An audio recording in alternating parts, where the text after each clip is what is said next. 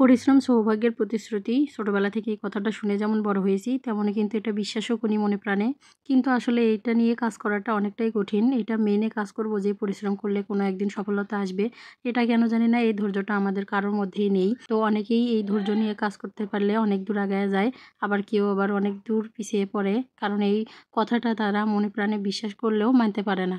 তেমনটাই হয়েছে আমার সাথে।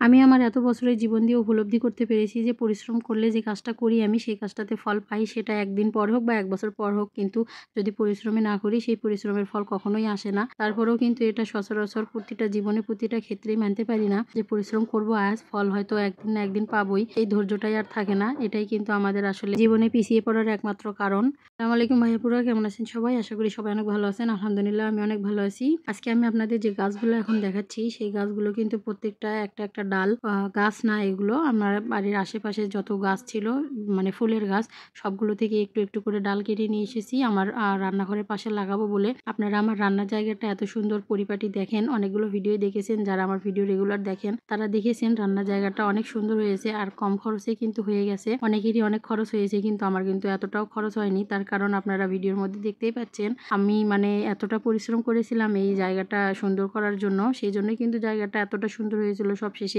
তো সেই কি পরিশ্রম করেছি একটু পরে আপনাদের বলছি। তার আগে দেখুন এই জায়গাটা আমার কেমন ছিল। তো সেই জায়গার কাছেই কিন্তু খুব কাছেই ২টা নারিকেলের গাছ ছিল। সেই নারিকেলের গাছ থেকে মানে নারিকেল পাড়তেছে, ডাব পাড়তেছে। ডাবওয়ালারা এসেছে, ডাব বিক্রি করে দিচ্ছি, তো সেই ডাবগুলো পাড়তেছে। তো গ্রামের এই জিনিসগুলো কিন্তু সচরাচর দেখা যায়, খুব ভালো লাগে দেখতে। ডাব পাড়া দেখতে অনেকেই চলে এসেছে, বাড়ির আশেপাশে সব ভিড় হয়ে গেছে।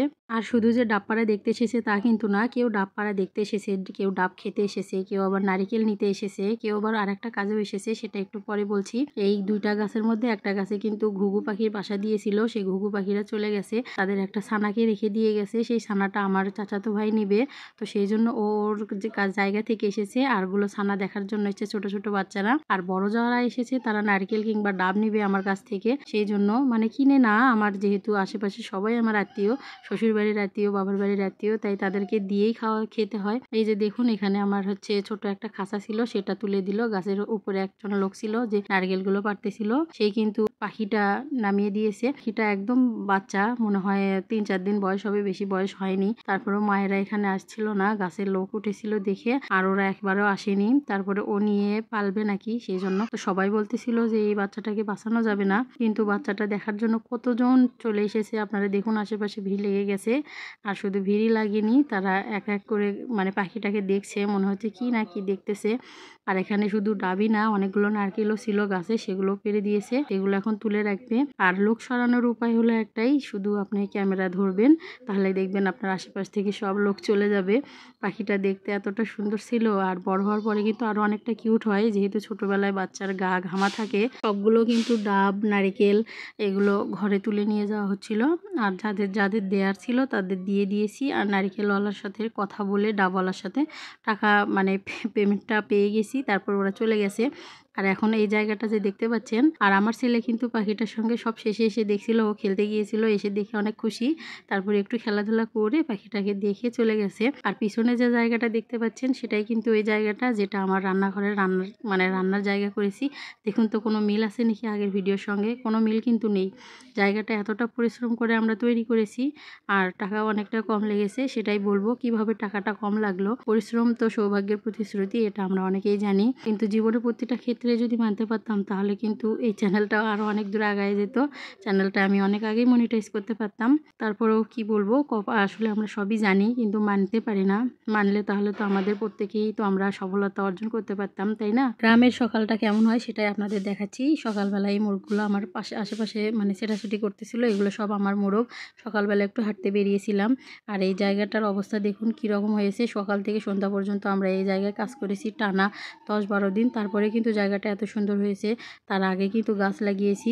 আর আমার আম্মু কিন্তু দেখতে পাচ্ছেন যে আশেপাশে ফেলে দেওয়া গাছগুলো নিয়ে এসেছে। আমিও অন্যের বাসা থেকে ফুলের ডাল কেটে নিয়ে এসেছি, যেগুলোদের ডাল দিয়ে হয় আর কি, সেই ডালগুলো নিয়ে এসে লাগিয়েছি। সব মিলেমিশে কিন্তু আমাদের টাকাটা অল্প লেগেছে। তারপর কিছু ফুলের গাছ কিনেছি, আর রং তো আমাদের করতেই হবে। আর যে এখানে যে ছেলেটা দেখতে পাচ্ছেন ও কিন্তু আমার মামাতো ভাই, ছোট, বেশি বড় না, ক্লাস 10-এ পড়ে। ও কিন্তু আমাকে সব কাজে হেল্প করে দিয়েছে, গাছ লাগানো থেকে শুরু করে ওই রং করা, আবার সিমেন্ট বালুর কাজগুলো আছে সেগুলো ওই করে দিয়েছিল, সেজন্য আমার মজুরিও বেশি লাগেনি। আমি মিষ্টি খাওয়ার জন্য টাকা দিয়েছি, আমার ভাই যেহেতু টাকা নেবে না তারপরেও হাত খরচার জন্য কিছু টাকা দিয়েছি। আর আমরা নিজেরাই সব কিছু করেছি, হেল্পিং হ্যান্ড আমরাই ছিলাম, সেজন্য আমাদের বেশি টাকা খরচ হয়নি। আর দেখুন এখানে কিন্তু কাজ করতে করতে মানে মাগরিবের আজানও এখানেই দিয়ে দিয়েছে। এরকম টানা আমরা 10-12 দিন কাজ করেছি, তারপরও এইরকম একটা স্যাঁতসেঁতে জায়গাকে অত সুন্দর একটা জায়গায় পরিণতি দিতে পেরেছি। আপনারা আশা করছি বুঝতে পেরেছেন যে আসলে আমি কি জায়গাটা কেমন করেছি। যারা ভিডিও দেখেছেন তারাই কিন্তু জানেন, আর যদি না দেখে থাকেন তাহলে দেখে নিয়ে আসতে পারেন। আর আমি এখানে আগের ভিডিওতে একটা ছোট ভিডিওতে বলেছিলাম অত সুন্দর জায়গাটা কিন্তু করতে আমার 5-6 হাজার টাকার বেশি খরচ হয়নি। অনেকেই বলে 50,000 টাকা লেগেছে, অনেকেই বলে 1.5 লক্ষ টাকা লেগেছে। আসলে এই কথাগুলো শুনে কিন্তু আমি অনেক ভয় পেতাম, কিন্তু এখন আর ভয় পাই না। এই জায়গাটাতে শুরু থেকে শেষ পর্যন্ত কিভাবে কাজ করে এত সুন্দর তৈরি করেছি সেইটা কিন্তু আপনারা চাইলে দেখতে পারেন, আমাকে কমেন্টে জানাবেন, সেই ভিডিওটা আপনাদের সঙ্গে শেয়ার করব। আজকের মতো এখানেই বিদায় নিয়ে নিচ্ছি। আল্লাহ হাফেজ, আসসালামু আলাইকুম।